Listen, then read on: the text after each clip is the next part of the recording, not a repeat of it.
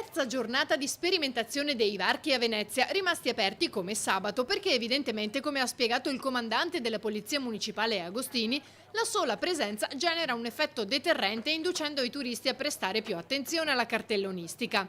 Il sindaco, che commenta il blitz di un gruppo di attivisti dei centri sociali che domenica si sono presentati a Piazzale Roma per smontarli, è intenzionato a proseguire con la sperimentazione. Venezia è una città, non è un parco a tema, è una città, non ha ingressi, non ha bordelli all'ingresso. Venezia libera, Venezia libera, Venezia libera, Venezia libera. Ringrazio la polizia locale, carabinieri, guardia di finanza, polizia, questore, prefetto. Abbiamo ripristinato tutto mezz'ora dopo questo gesto eroico dei nostri no global locali.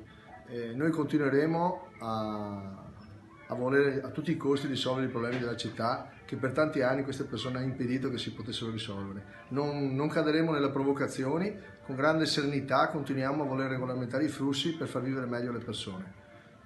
Potete venire tranquillamente a Venezia.